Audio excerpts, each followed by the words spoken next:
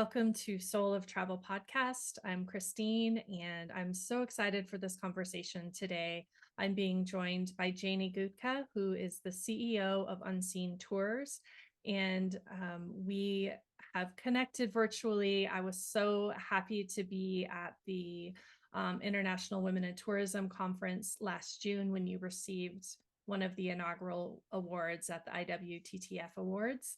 I love the work that you're doing, and I really can't wait to share it here on the podcast. So welcome, Jayni. I can't wait to get going.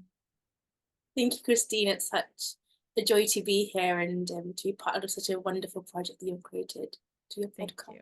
Thank you for having me. Thank you. You're welcome. I'm so glad you're here. Well, to just get going, I'd love to turn it over to you, Jayni, to introduce yourself to our listeners and tell us a little bit more about Unseen Tours.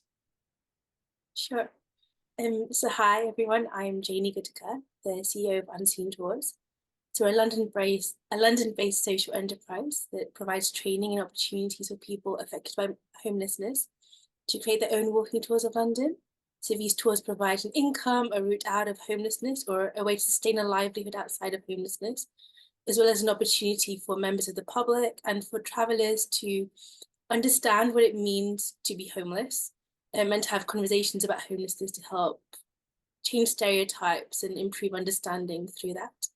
And I'm also the founder of a new social enterprise called Sama Sama International, which is hoping to extend that work to work with other marginalized communities. Yeah, thank you. Well, I know one of the things that we can talk about later, and we talked about just as we were hopping on this call, how you and I are both people who have one thing, and then through that work, you discover another thing that might need your service and attention, and another thing. And we tend to kind of build on what we initially thought we were creating, because I think it's hard, like once you've uncovered something or turned over another leaf or a rock and discovered something, to just let it sit there without your attention. So maybe we'll play with what that feels like in our work life and work life balance later on. But I know that's something that people that are really passion driven and use that to create their work experiences, we struggle with, I guess, maybe finding balance. And if you wanted to reply to that now, we could start there too, of, how do you, when you have such a passion driven business, maybe set boundaries for yourself, or how do you realize when one other thing needs your attention versus something else? It's something that's a bit of a learning journey for me. I definitely don't have that balance yet, especially embarking on a new venture as well. And I think you're right, when you're so passionate about something, sometimes it feels all consuming because it doesn't always feel like work. It's something that you enjoy so much and you feel it's so meaningful that it becomes more than work. And therefore, rest is sometimes deprioritized, unfortunately. But hopefully, I'm finding ways to get better with Yeah, that. I agree. And like you said, it feels so good that sometimes it is filling your cup Mm, as you're putting out. So it does feel some balance because you're re-energized by the work you're doing, but being really cautious of when that starts to tip the other direction, yes. because we know we can't serve the communities that we're there for if we are feeling really drained ourselves. And I know that's something in the entrepreneurial journey and in the social impact space that so many people have conversations about. Well, to talk a little bit more about Unseen Tours, I would love to hear from you. What was the catalyst for this? What was the thing that you were seeing that this was the answer to? So interestingly enough, Unseen Tours was created by accident, really. There was a volunteer group called the Sock Mob that went out on the streets of London with coffee and socks, just distributing them to people who were rough sleeping on the streets at that time. And through doing this and having regular conversations with often the same people, we realized that these were excellent storytellers that we were speaking to every day. Not only did they know the hidden, quirky stories of London better than anyone, but also their own personal stories were so powerful. So that's what started the experiment, really, just seeing if we could turn that local knowledge of London and the local people that people knew through sleeping on the streets the local personalities that you wouldn't see on a guidebook or on any travel resource anyway, and turn that into a walking tour of a new community, something away from the main tourism highlights, so like away from Big Ben, Westminster, Buckingham Palace, and show a real London through a different perspective. So we tried it out. We weren't sure if we'd get any customers, whether there'd be any interest in that. But that was now 13, almost 14 years ago that we launched that first tour.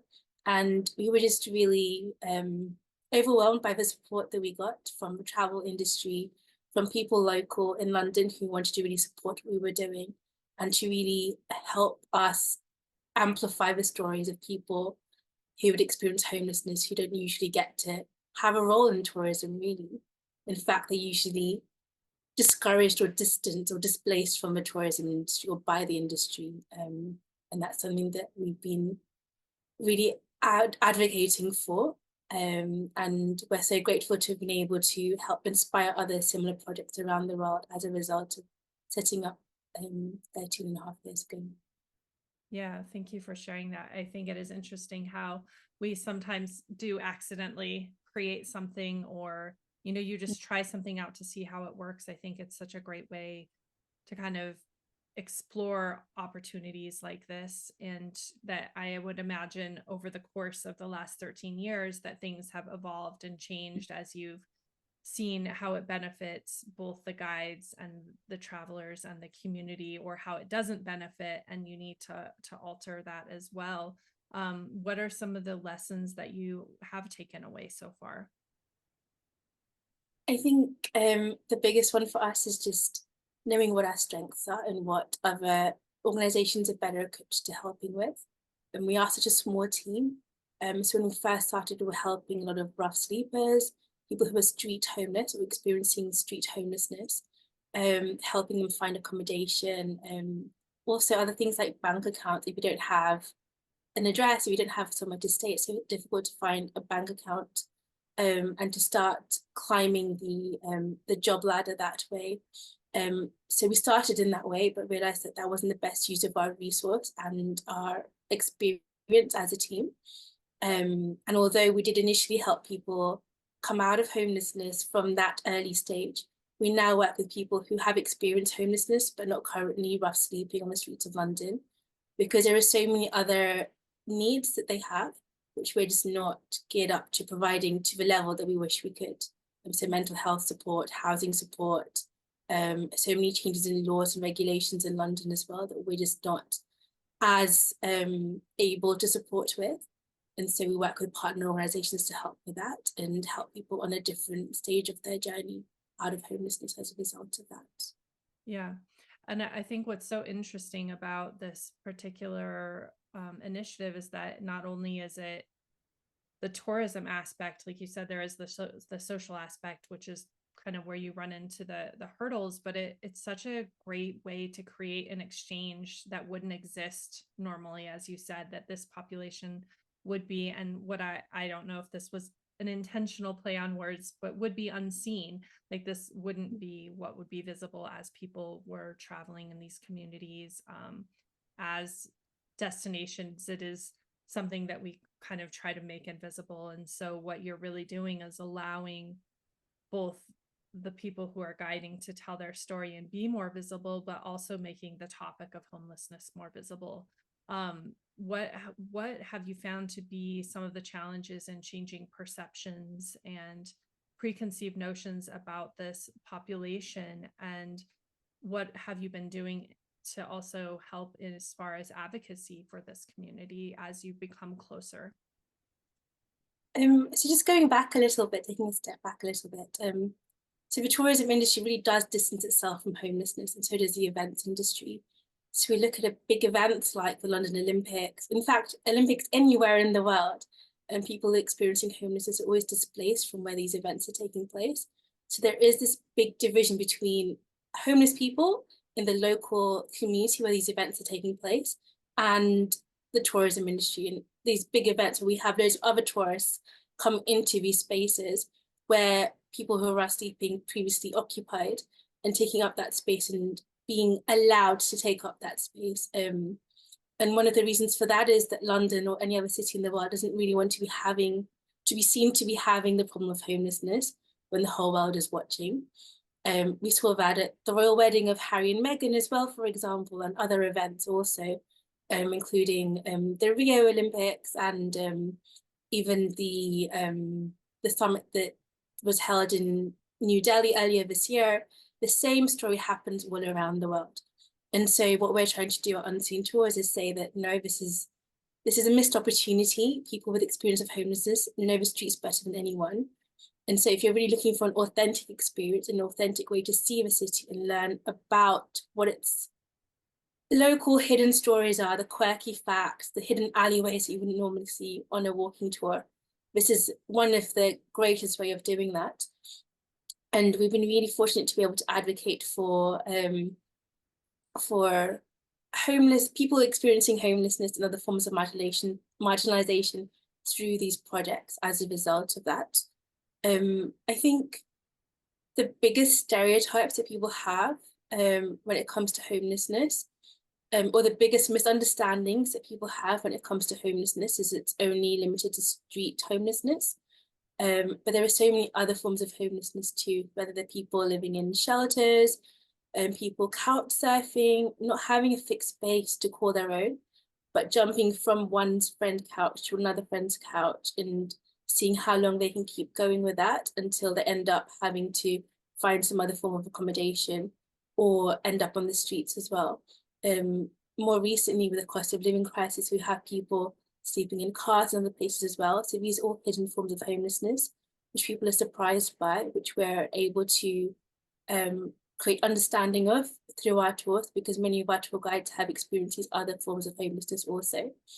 There's also a big stereotype around drug abuse, alcohol abuse, substance abuse.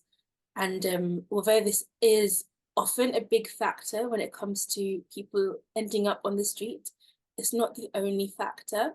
And a lot of our tour guides have not really had that experience themselves, or that's not been the cause of them being made homeless. So that's another way that we're really helping to educate people through our walking tours and through the conversations that people have on our tours, and just helping people see that there are different reasons why people end up homeless. And in fact, most of us are only 2 or 3 paychecks away from being made homeless. It just takes 1 or 2 things to go wrong and you can end up in a downward spiral, and it's so hard to come out of that afterwards. So that's something that's that we've received a lot of feedback from customers as well, just having that understanding of homelessness through coming on our tours. Yeah, I appreciate that explanation. And I think as you were talking, it just reminded me of a time when I was going to school in San Francisco. And I think, again, going back to the invisibility, it's like, as humans, we tend to kind of make that happen because it makes us uncomfortable, or we're not sure how to respond or how to solve the problem, or there's all these other things that maybe we're navigating internally to even begin to create those kind of connections. But I remember where I was walking to school, there was one particular person that I became really close friends with because he was sitting on the corner that I turned to go to school every day, right? So I saw him 3 or 4 times a day. He learned our names. We built kind of, a friendship or relationship throughout the time that I was going to school there. And for me, like, just having that one moment of kind of humanizing someone who is having that experience really changed my perspective about who is having that experience, and that it isn't people that it is in fact people. I mean, that's really what I think I took away from it. And that I had a caring for that person and a respect for that person. And I think it just takes opportunities like this for other people to really start to be able to kind of dive into that own story that they've internalized in order to be able to overcome that and help and to be a part of the solution instead of kind of just disregarding the problem entirely. And I think that's completely right. I'm so glad you had that experience. Unfortunately, a lot of people don't have the confidence to stop and speak to someone who's rough sleeping because of the various other stigmas that we have associated with homelessness. And that's one of the reasons why we're called unseen tourists. People just feel unseen, they feel invisible when they're experiencing homelessness.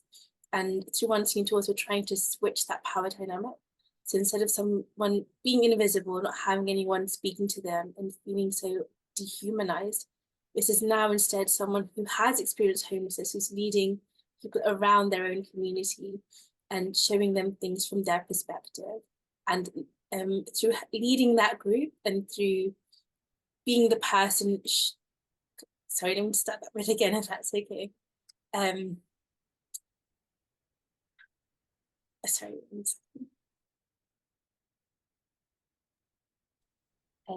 Yeah, I think you're completely right. And I'm so glad you had that experience of really interacting with someone who was experiencing homelessness. A lot of people that we work with feel really unseen when they're experiencing street homelessness, especially. And that's one of the reasons why we called our organization Unseen Tours. I think it's also one of the reasons why we do what we do, in that we change the power dynamics. So instead of having someone who's feeling invisible, feeling unseen, who doesn't have any opportunity to speak to people who are so busy in their day-to-day lives, and who constantly just rush past them when they're rough sleeping on the streets of London. Instead, we now have someone who's experienced that, leading people around their own communities, showing them all the stories and the hidden gems in their community, and really being at the front of that journey of sharing those stories and leading those conversations about homelessness also. Yeah, I love, framing that as how that shifts the power dynamic. I think that in other aspects in tourism and community-based, community-led tourism, that storytelling piece is really important. Is who's telling the story, and what it feels like to tell your own story, and to then find the value in it, and to know that no matter what your story is, it is purposeful and meaningful. And I think that that really changes how you feel about your own lived experience. And so I think it's such a powerful part of the work that you're doing. I would love to help our listeners have a deeper understanding of how Unseen Tours does help to break the cycle of homelessness. I know you mentioned some of the challenges you had, even as far as addresses and paychecks, but what is the overall process and strategy for helping to break the cycle of homelessness through this initiative? So the way that we work with our tour guides is we don't give them a set script or anything like that. We work with them to really create their own tours of their communities. So a lot of it's around helping them choose which stories of their own experience they want to share with customers, and helping them weave that into the tour narrative, and also making decisions about what stories of their local community they want to share. So if they have a passion for street art, like our Brick Lane tour guide Pete does, he includes that as a big part of his tour, and he introduces some street artists like Stick, who'd also experienced street homelessness previously. Another one of our tour guides, Ben, brings in stories of his own family. So his father, he worked for the Guardian newspaper, so he talks about that. And it's an opportunity for him to share stories from his own family as well, and bring that into the walking tours. And through the walking tours, we help provide opportunities for guides to have training for public speaking skills, people management skills. How do they help lead a group around their community? These are not really people who've had experiences of tour guiding and public speaking previously. So this is a big step from feeling invisible on the start of the journey to having people feel that they have the ability to share their stories, and that the stories are worth being shared and listened to, and that people are really finding value in their stories. That really helps build up their self-confidence also. And so we've seen that link with mental health improvement as a result of that also, and just not being made to feel invisible. and at least 60% of the revenue from our ticket sales from our public tours goes directly to our tour guides. So the whole point of this tour is to make sure that our guides retain a life outside of homelessness. And that's something that we're working on improving and building upon, and hopefully recruiting new tour guides as well, so that we can help increase impact we're able to make and help even more people become tour guides and retain their life outside of homelessness also. Yeah. And as you were speaking about developing skills in speaking and leadership and, community service really, or being a guide, you have also looked at the industry from a broader scale and looked at events and industry events, tourism events, heritage events, who often need employees to create these events, and looked at how you can partner to bring in staff from the community that you've already been working with. I know that I was able to see this in practice in London last summer, which I was really delighted to hear about when I was at the Women in Travel CIC event. But how has that expansion of the work you're doing worked, and what has been the experience for both the participants and the event hosts? One of our biggest developments was during the pandemic. So during the pandemic, we weren't able to continue our walking tours because London, like so many cities around the world, was in lockdown.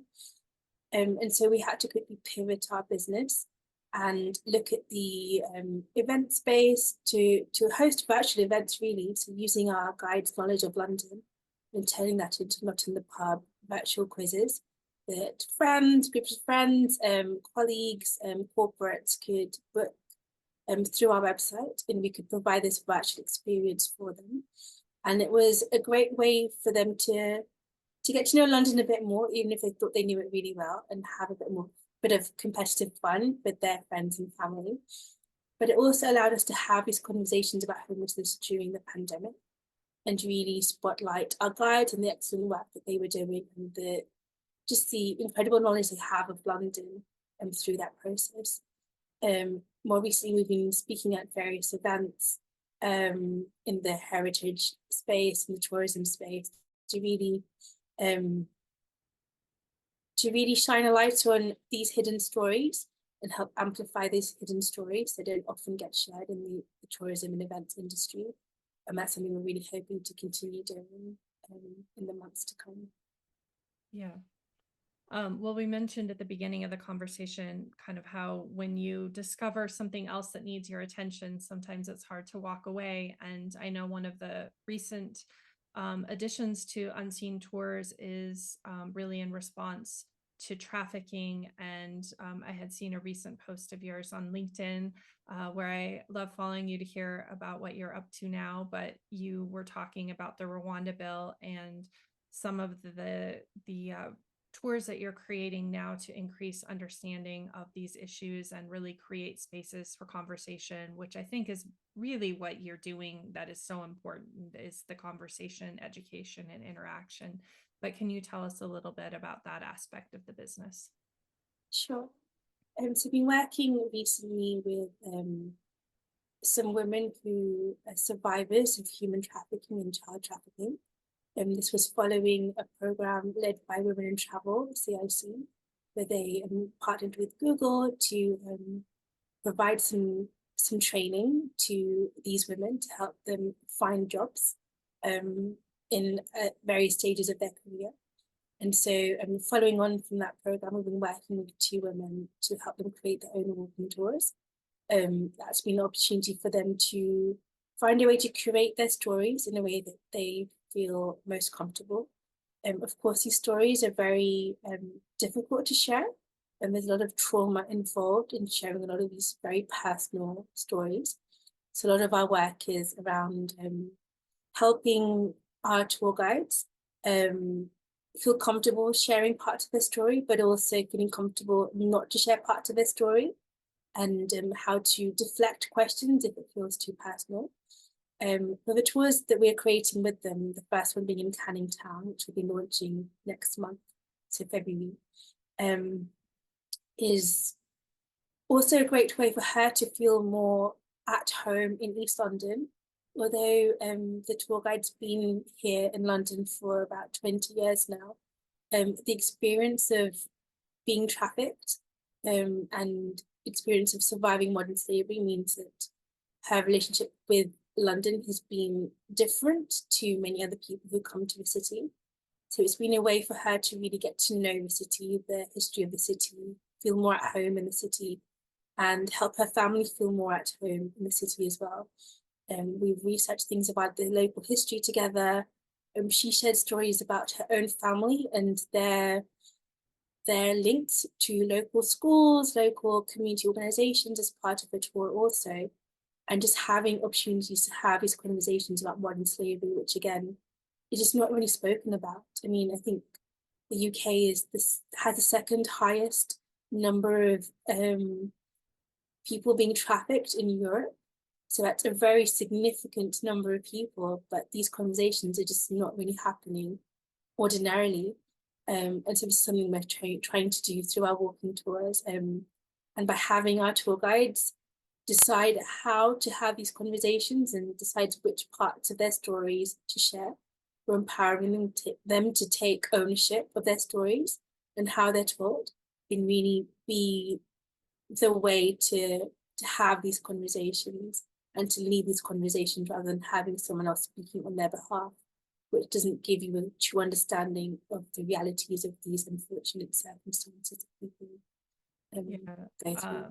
Again, I think that is so important, as you mentioned, is just the taking this story back and being able to be in control of the experience from that aspect. I have been at a few events here in the US where we were really working to create awareness as well of the same issues. And I remember one girl speaking, and she was speaking kind of in the third person about the experience and kind of talking in general. And she is now someone who helps to help girls transition from being a survivor and then back into mainstream society, and like how to reintegrate. And by the time she got to the end of the story, then she like shared that the story that she had told at the beginning was actually her story.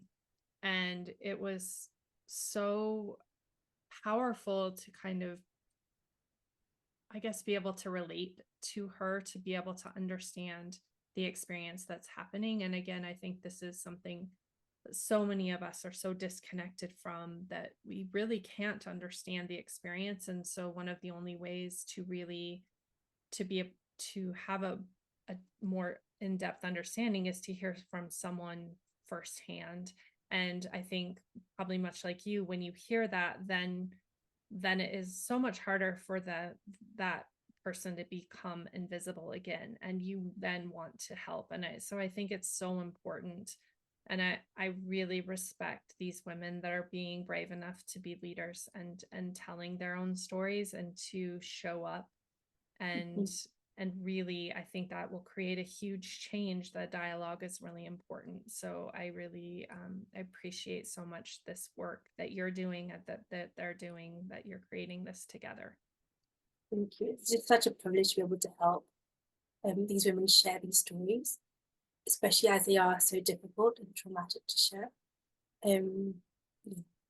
Yeah. Well, I know from this, you mentioned at the beginning of our conversation as well, that another social enterprise has emerged, which is the Sama Sama International. Can you tell my listeners a little bit more about that, the work that you're doing there, and what you're trying to create?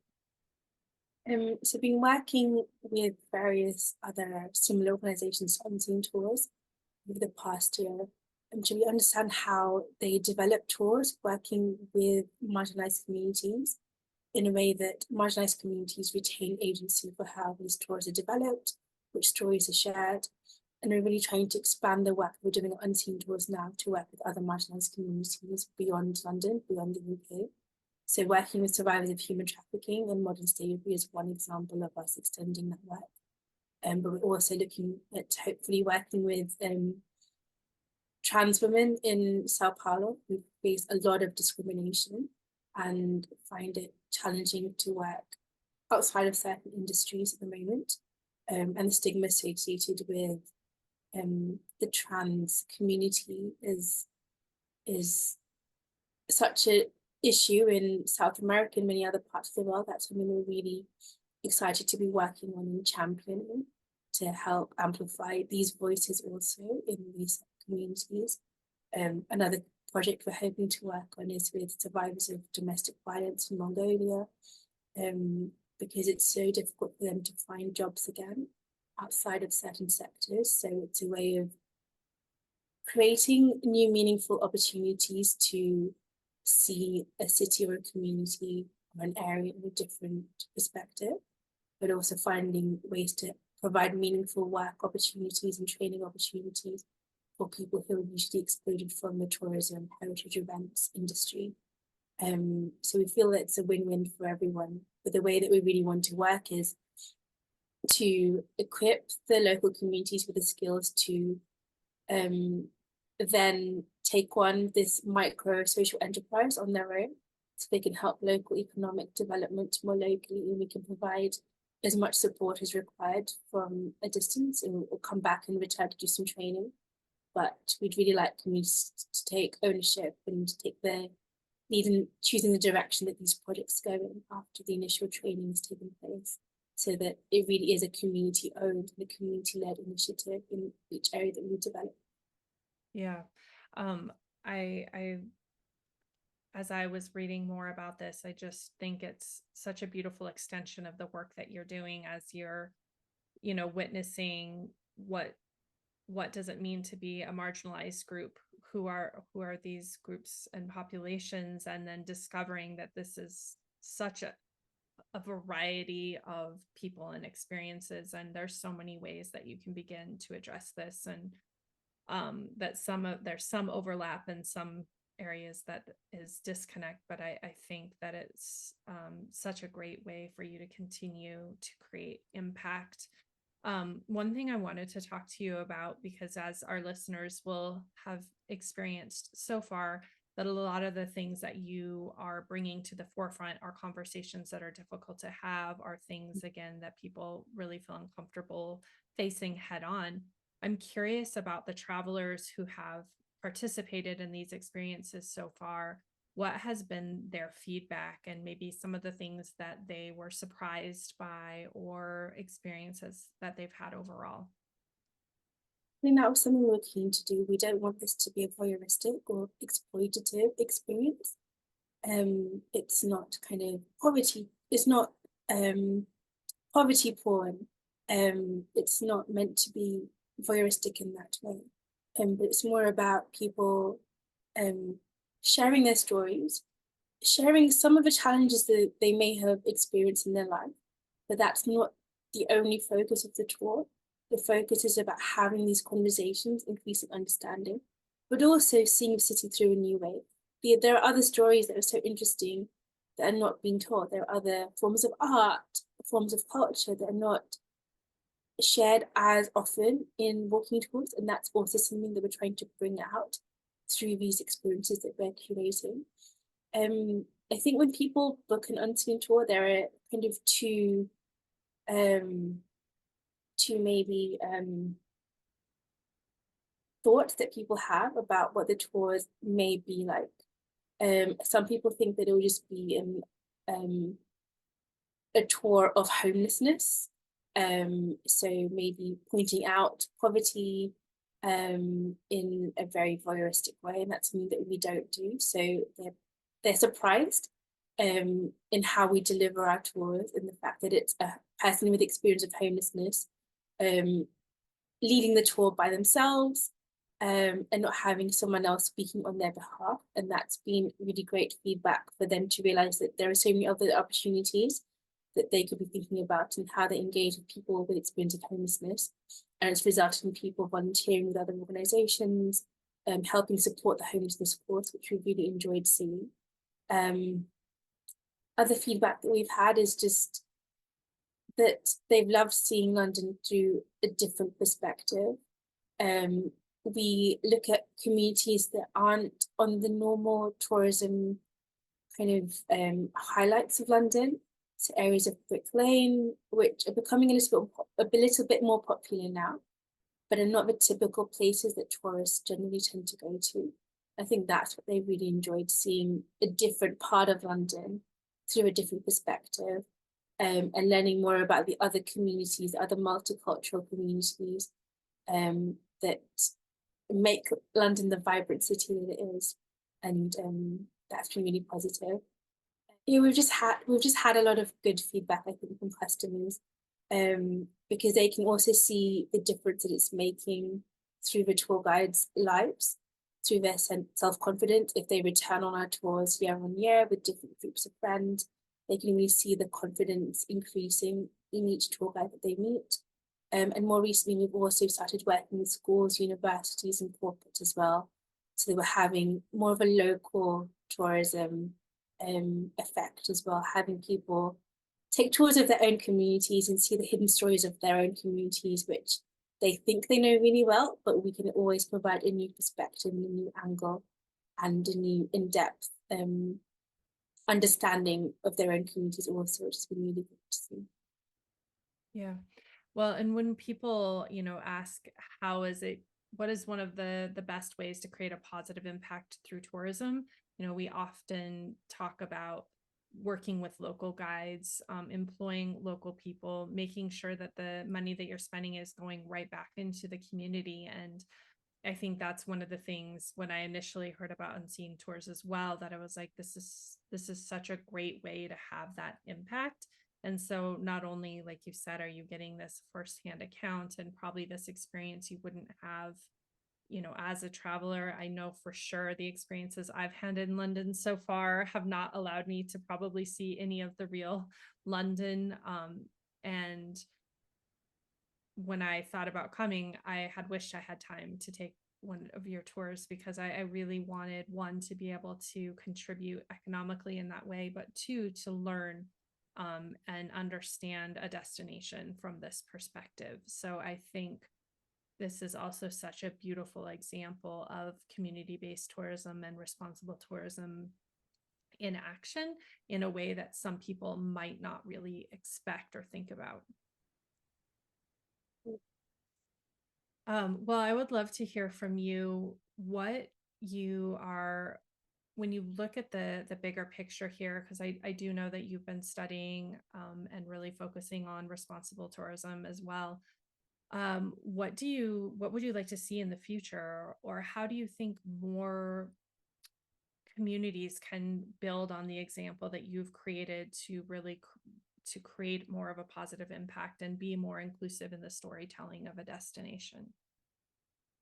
I think one thing that the pandemic has shown us as well is that there are so many local experiences that we don't really take the opportunity to go on or to experience in the cities where we stay, cities close to where we stay.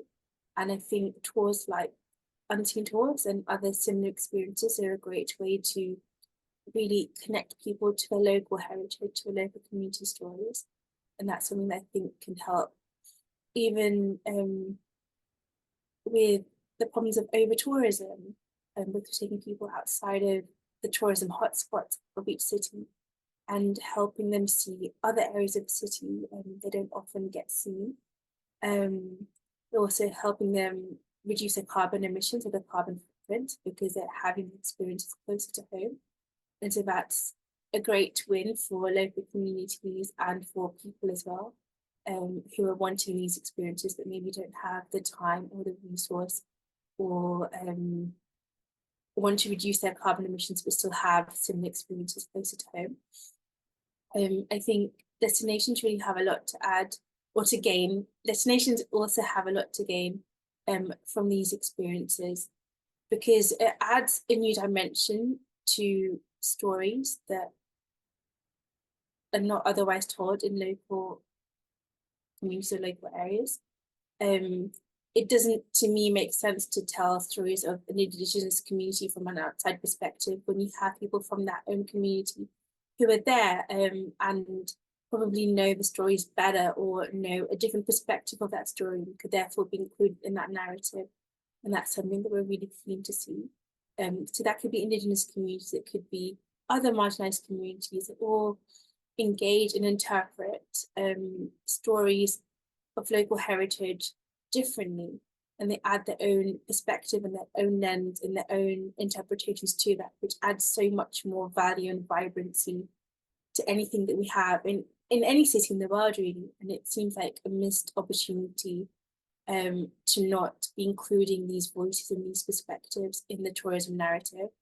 So I really hope people begin to see that. And it's also a way to help poverty alleviation in local communities. A lot of the communities that we work with face a lot of discrimination or don't have the same access to opportunities that other communities may have. So this is a way to help redistribute some of that resource from tourism to help these underserved communities access business or access resources and have access to employment through this tourism industry, which is always growing and changing, and it seems like a great opportunity to combine them both together. I think it's stories that really make a place memorable, and then having a variety of stories and a variety of perspectives can really add to a destination story.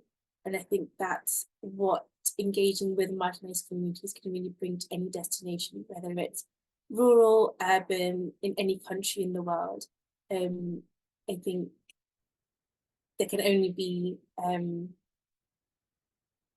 it can only be of benefit to any community.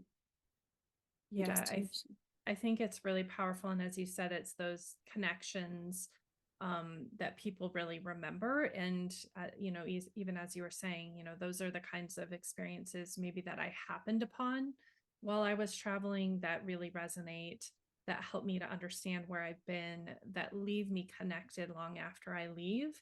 And so being able to kind of easily find this level of really intimate connection to a destination, I think is also such a gem. For travelers that are really seeking that, this is just such a beautiful way of connecting to a place in a richer way. And I really hope that this model and this idea of the ownership of storytelling can continue to grow. And also, as you were talking, I was kind of thinking, when most people see a destination, it's like picking up a book in the bookstore and like reading the front and reading the back and putting it back down. And what you're offering is all the different chapters for people to really move through the destination and connect in different ways and understand even more about where they are. And so I think this is just a really beautiful offering.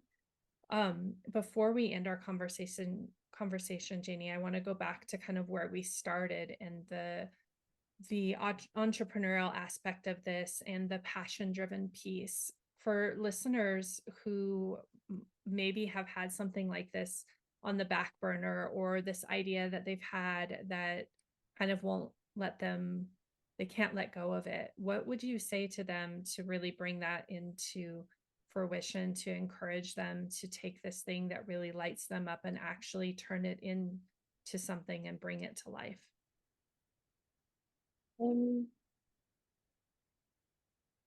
I think I'd say just talk about it, have conversations about it with people in your network, people you meet.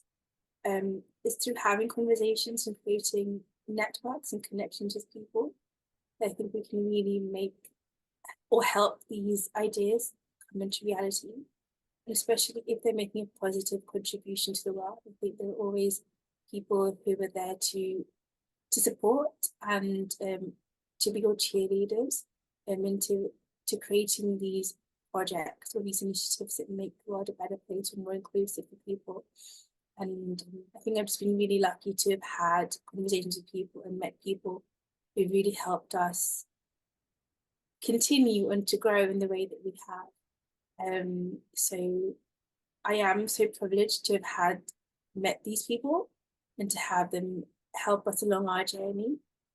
So I think if other people have similar ideas or similar intentions, having conversations, creating networks, and just being open about what they're hoping to achieve will hopefully help them be able to do the same. But it takes a lot of work. It's not always easy, but if you're passionate about something and you can see the value that it can bring to the world and to your communities, I really hope they're able to find the network and the resource and the support to bring it to life, and that we can kind of create a better, more inclusive world together through these initiatives and ideas that people have.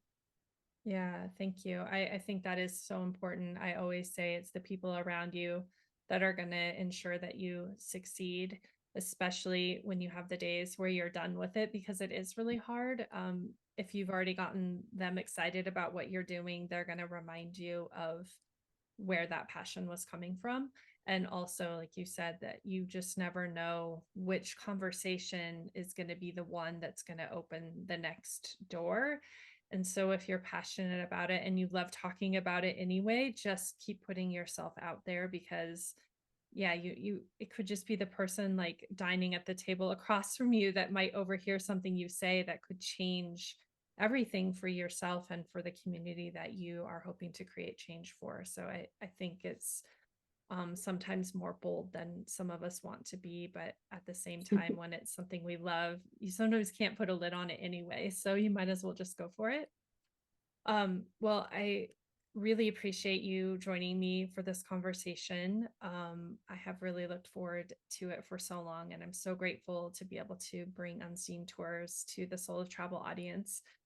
Before we go, I have a few rapid fire questions, which I think you should be familiar with since I know you listen to the podcast. But the first one is, what are you reading right now? I'm reading a book.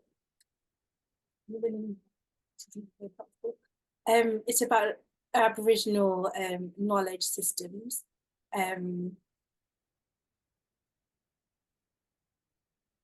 I'll just change that, sorry. So I'm reading a book called Wild Swans at the moment, really looking at Chinese history, especially during the Cultural Revolution. Okay. And what is always in your suitcase or backpack when you travel?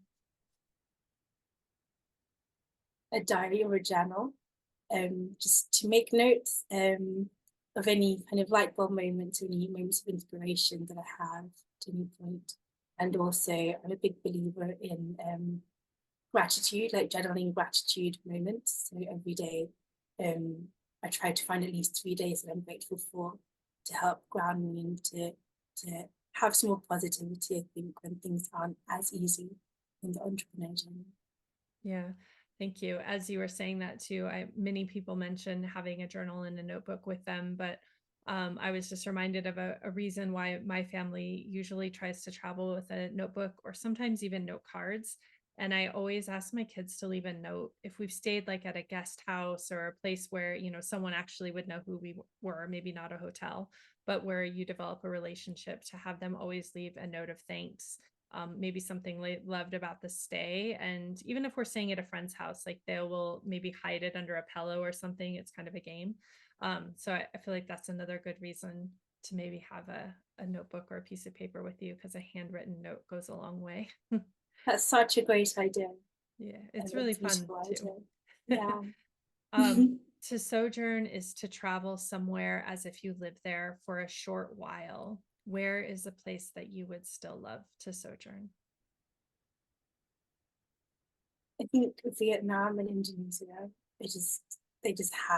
they captured my heart, and when I was living and working there. Yeah, anywhere in Asia really, but the whole world has been so kind and so generous. Out of it, I think Vietnam and Indonesia. Yeah. What is something you eat that immediately connects you to a place that you've been?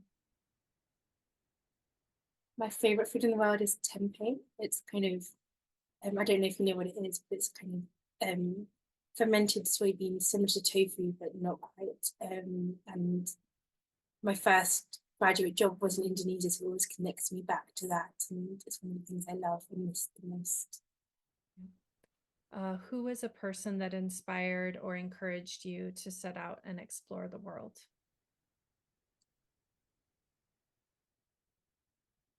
Two people, if I am allowed two people. Yes. One was my granddad. So my granddad had quite a few adventures in his life. He moved to East Africa at a very young age, and then from there he brought the family to the UK. So he'd always had a lot of adventures, and I think he gave me that sense of curiosity I had for the world. And I think following from that, my father as well, just having that sense of curiosity and just that sense of adventure, to explore and to see things from a new perspective, and just to have these conversations with people to understand the world better. Yeah. If you could take an adventure with one person, fictional or real, alive or past, who would it be? I think I'd choose Benjamin Zephaniah, who unfortunately recently passed away. So he's a British poet, activist. He's worn so many hats, but just his take on the world and the injustice in the world, and the conversations he's had with people around the world just inspired me a lot in my journey as well. So I'd love to have had more conversations with him and traveled with him. Yeah, thank you for sharing that. The last Soul of Travel is a space for really recognizing women creating a positive impact in the industry. I'd love to ask if there's someone that you would like to recognize in this space. So many incredible women to begin. Alessandra Alonso is doing so much great work bringing women together. There's my teacher, her name is Podjana, based in Thailand, and she teaches a lot of people on community-based tourism, community-led tourism, has been doing this for at least 40 years and working across Southeast Asia and also West Africa. So I think I'd love to follow in her footsteps and create the impact that she's had. Yeah, thank you so much. I think our listeners are definitely familiar with Alessandra, and I'll share her episode in case they'd like to listen. And thank you for also mentioning your teacher. I think our teachers and our mentors are so important to us in our journey. And I love that you brought her name into the podcast.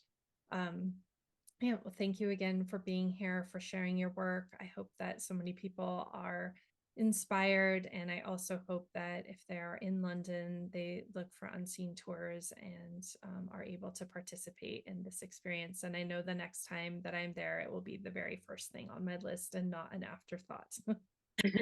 We look forward to having you join us on our tours, and thank you so much for this opportunity also. Thank you.